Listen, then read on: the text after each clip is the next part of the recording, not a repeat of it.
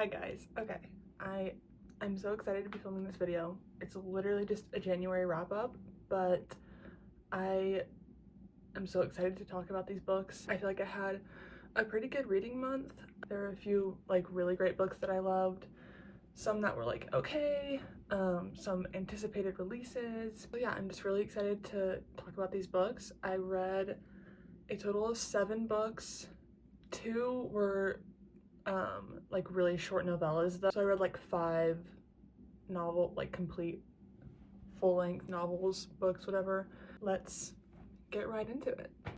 I have my journal here again with my tabs for where I wrote some notes on the books that I've read this past month.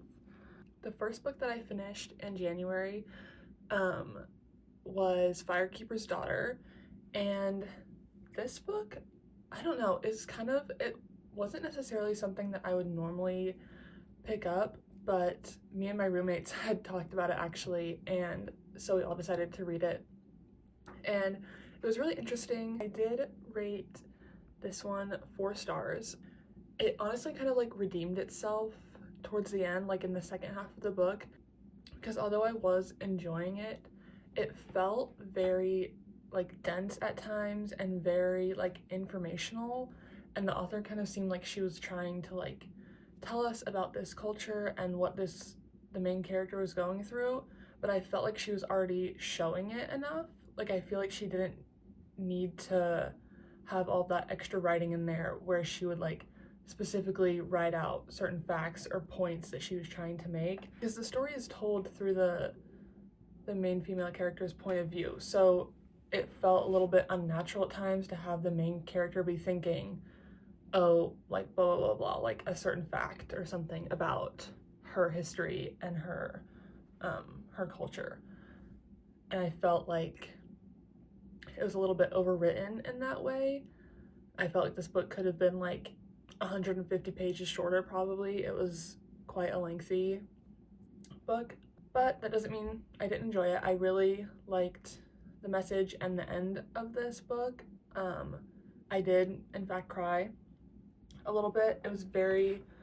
There's some very heavy topics covered in this book, so if you're gonna read it, I would definitely recommend checking like the trigger warnings. I felt like the author was really great at storytelling and really showing what the main character was going through and how this like affected her life and how she thought about her future and all the choices that she was making in this book. And definitely in the second half of this book, the plot itself picks up, I feel like, with like the mystery and like thriller aspect of it all, and like what the main character is trying to solve in the book. So it definitely kept me interested and like was definitely a page turner in that last chunk of the book. Overall, I did really enjoy it. Felt a little bit dense, but I would really recommend if it sounds like something that is interesting to you. Okay, the next book that I read this month, which I actually have my physical copy of with me, is Games Untold by Jennifer Lynn Barnes. Jennifer Lynn Barnes is my queen. She is one of those authors that is just an auto-buy author for me now. Like, I will read anything that she writes and puts out, especially from this series, and like This World and These Characters. It's a bunch of like short little novellas that follow the main characters of the Inheritance Games trilogy.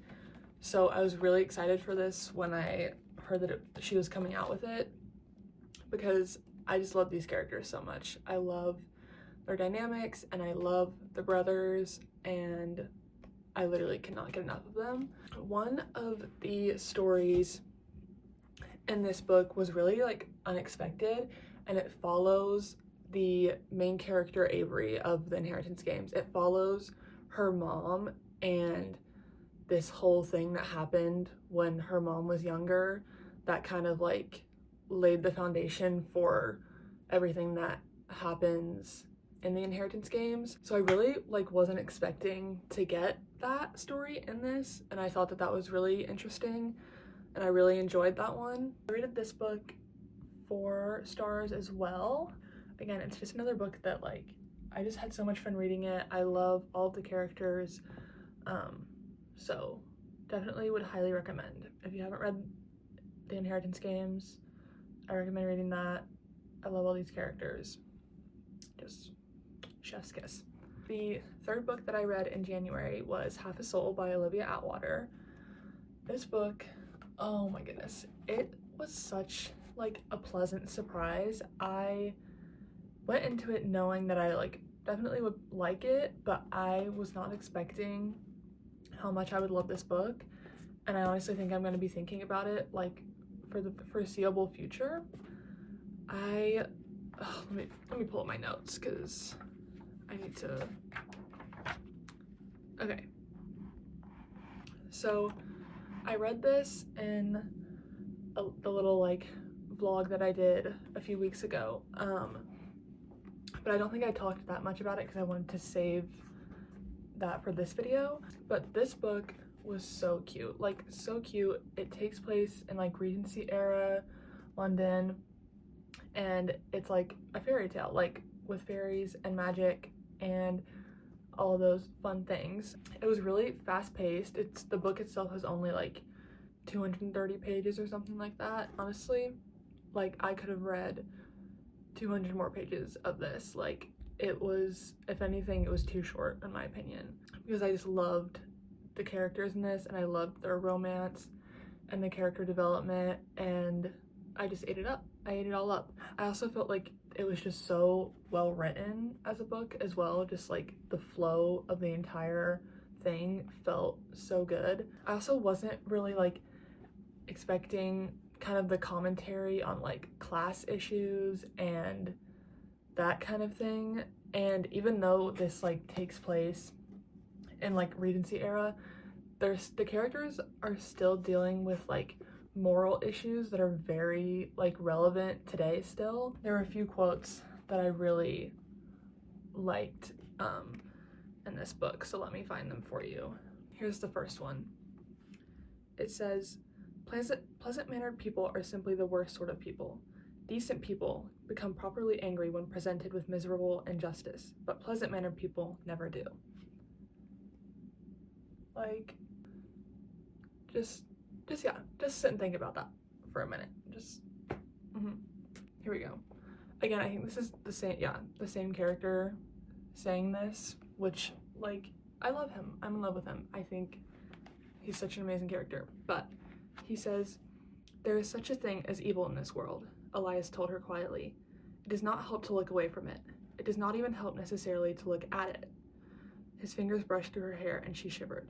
But sometimes, when you cannot force the world to come to its senses, you must settle only for wiping away some of the small evils in front of you. Mic drop. Are you joking?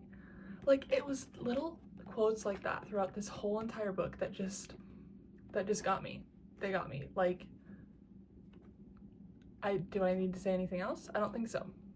That's it. Moving on.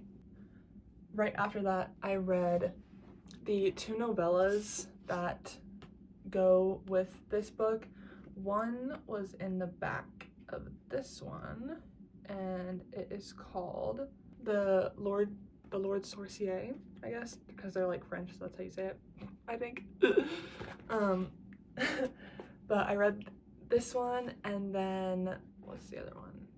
The Latchkey is the second one. They both were like around 30 pages or so. Again, I don't like have much to say about those. I think I rated both of those like 3 stars around there, or 3.5 actually, I think, because again, I just love the characters, and like her writing is just so addictive. Like, you just want to keep learning more about these characters and like discover things about their thoughts and their feelings, and it's just so perfect. And yeah, that's all I have to say about those. Then I decided to start listening to an audiobook. I literally never listen to audiobooks. Most of the time, I don't know, I just like, I feel like I don't necessarily connect to a story the same way as like when I'm reading the actual physical book compared to when I listen to an audiobook. However, I thought that it would be fun to try, and I have Kindle Unlimited, so there's some like audiobooks on there for free that I can just download and try reading.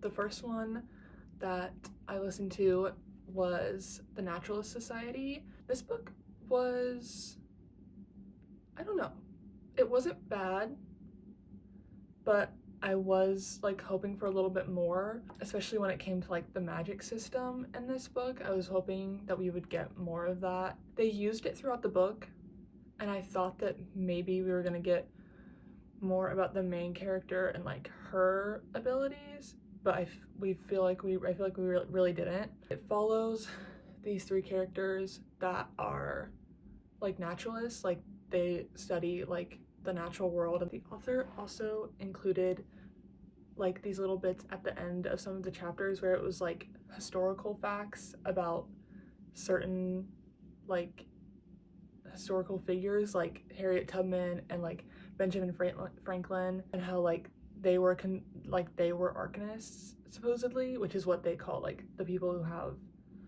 the certain magical abilities in this book. They call them arcanists. So I thought that was kind of interesting. It like caught me off guard the first time she did it, but I thought it was kind of a fun thing that she added in there. This book honestly did not go at all where I thought it was gonna go. I thought that the main character was going to end up doing a certain thing, and she did not.